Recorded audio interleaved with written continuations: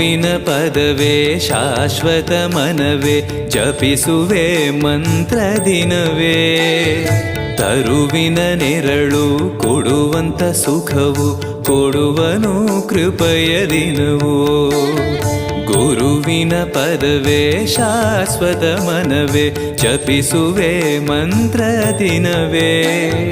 ತರುವಿನ ನೆರಳು ಕೊಡುವಂತ ಸುಖವು ಕೊಡುವನು ಕೃಪೆಯ ದಿನವೋ. ಸ್ಥಿರ ಇರುವ ಮನ ಎನಗಿರಲಿ ಶರಣಾಗತಿ ಎಂದು ಬರಲಿ. ಭಗವಂತನ ಪ್ರಿಯ ಮಗನಿವನ ಸಾರಿ ಬದುಕು ಇರಲಿ.